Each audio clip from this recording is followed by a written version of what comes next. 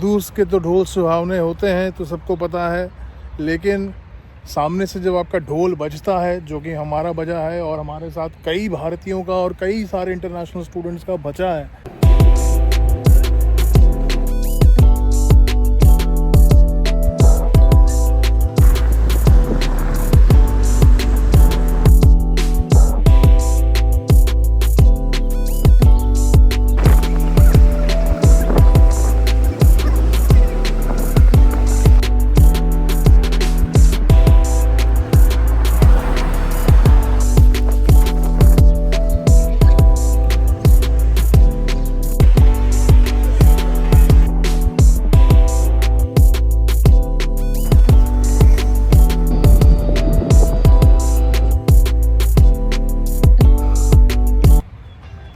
Welcome दोस्तों, मेरा नाम है नितिन। मैं रहता हूँ जर्मनी में और I will talk about the harsh reality of living in Germany, of at least adjusting in Germany.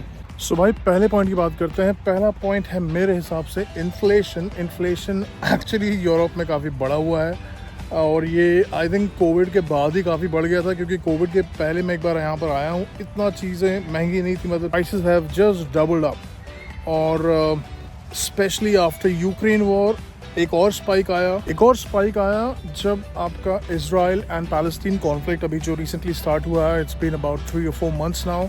तो उसके चक्कर में भी जो आपका गुड्स एंड कमोडिटीज़ का जो ट्रांसपोर्टेशन है, जो लॉजिस्टिक्स है, which used to go through that area, the area of Suez canal and everything, that has been massively affected.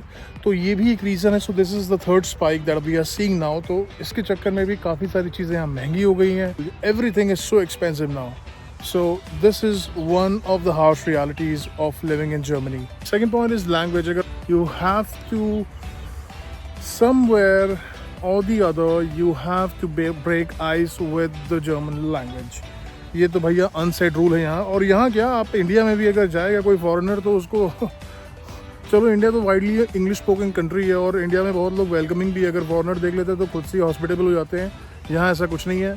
यहाँ का सब अपने आप को तुर्रम खाई समझते हैं और यहाँ के नहीं, पूरी यूरोप का यही हाल है। इवन एक खाली नेदरलैंड्स है जहाँ थोड़ा लोग आर लिटिल हम्बल एटलीस्ट, मतलब अगर आप इंग्लिश में बात करोगे तो सभी इंग्लिश में बात कर लेते हैं। नहीं तो फ्रांस चले जाओ, इटली चले जाओ, जर्मनी चले जाओ, डेनमार्क चले जाओ, कहीं भी चले जाओ, ये हर जगह ये लोग लैंग्वेज बिकम्स अ प्रॉब्लम।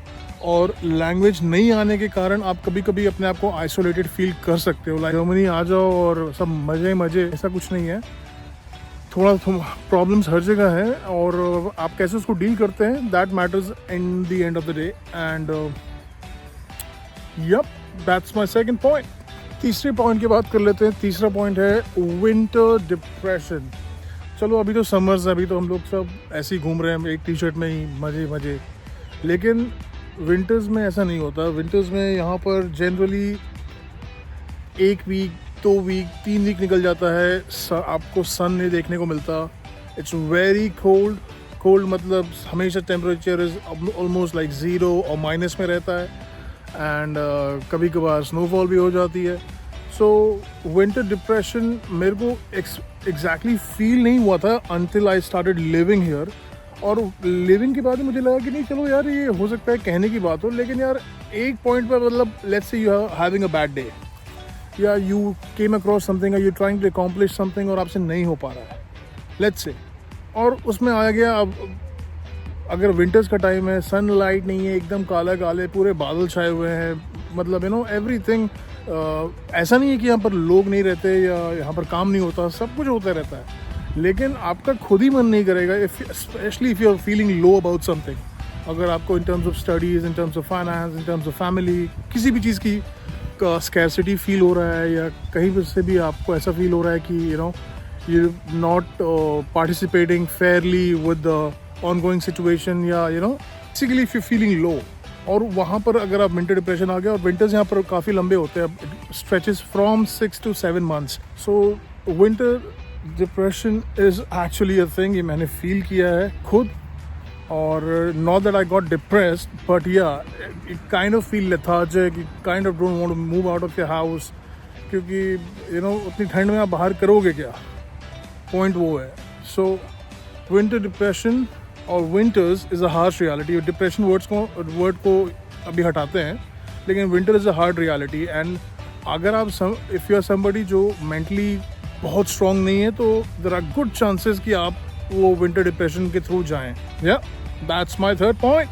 भैया जब रहने के लिए जगह नहीं होगा तो क्या करोगे? And that's my fourth point.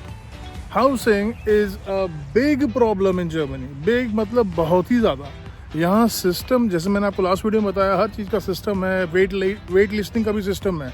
Housing में आप किसी भी, आप आज भी इंडिया में बैठे हो, आप मान लो 6 महीने बाद भी आना चाहते हो, आप अभी लॉग इन करके देख लो, आपको कम से कम 8 महीने का, 6 महीने का, 1 साल का वेटिंग मिलेगा हाउसिंग में।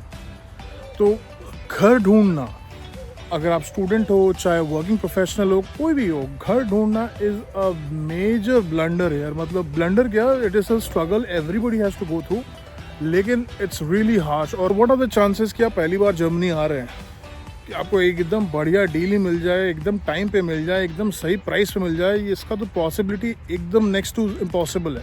हाँ, हो सकता है जगह आप सेकंड टाइम शिफ्ट करो, थर्ड टाइम शिफ्ट करो, तो आपके दोस्त बन गए हो, आपका नेटवर्किंग हो, maybe then it becomes easier. But for अगर आप you are a first timer here, तो भैया housing can be a real big challenge.